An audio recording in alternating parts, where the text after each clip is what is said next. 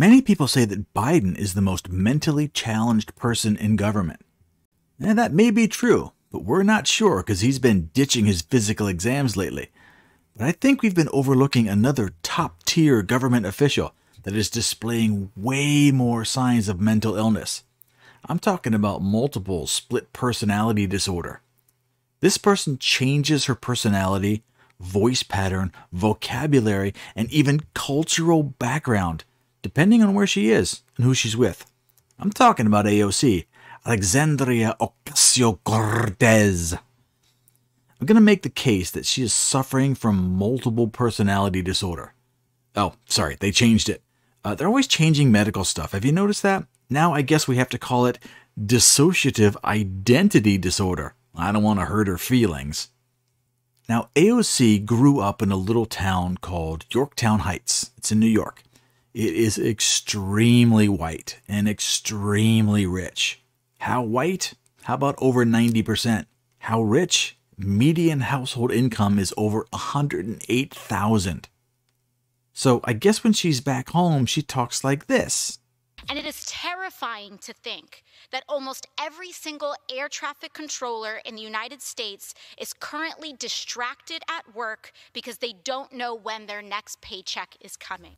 But when people are yelling at her, she changes into a fiery Latina. Latinx? Latinx? I don't know. Anyway, she sounds like she grew up in the same Puerto Rican bodega that Joe Biden was raised in.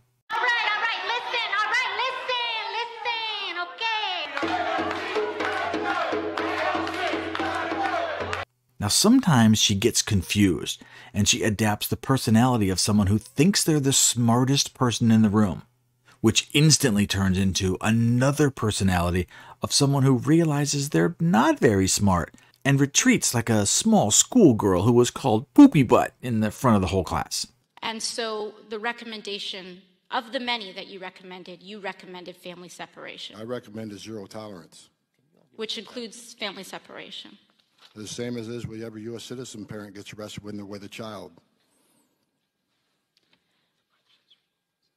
Zero tolerance was interpreted as the policy that separated children from their If I get arrested for DUI and I have a young child in the car, I'm going to be separated. When I was a police officer in New York and I arrested a father for domestic violence, I separated that father from his family. Mr. Holman, with all due respect, legal asylees are not charged with any crime.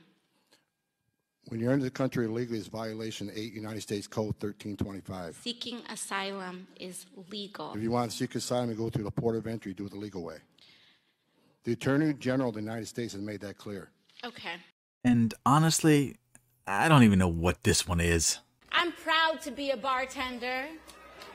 Ain't nothing wrong with that.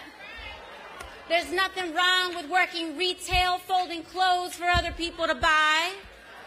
There is nothing wrong with preparing the food that your neighbors will eat. There is nothing wrong with driving the buses that take your family to work. Sometimes she channels Martin Luther King Jr. and morphs into a black protester from the 60s.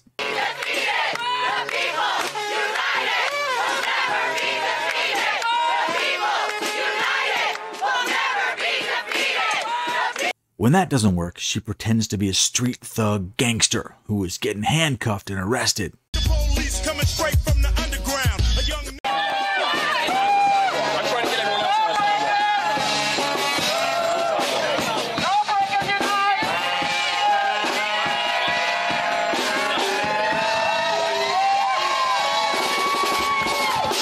However, in her quest like Pokemon to catch them all, she has acquired a new personality. Fire and brimstone, Southern Baptist preacher. Don't tell me that this is about a condemnation of anti-Semitic remarks when you have a member of the Republican caucus who has talked about Jewish space lasers and an entire amount of tropes and also elevated her to some of the highest committee assignments in this body. This is about targeting women of color in the United States of America. Don't tell me, because I didn't get a single apology when my life was threatened. Thank you. This one is a winner. I hope she keeps it. See, this is a telltale sign of a true psychopath. She can bend her entire personality to cater to the person she's trying to grift. Whether she's begging for campaign funds, trying to get a bill passed, or just pandering to her constituents, this is a dangerous person who should be avoided, studied from a distance, and never given any power. I'm making a prediction. She'll continue to develop new personalities to try and persuade new groups of people. Here's my prediction. She picks up a lisp to try and befriend the LGBT community by next Pride Month. And let's see if I'm right. It's just a few months away. I got another video coming later, so I'll see you soon. If you want to hit that subscribe button, I wouldn't be too mad about that.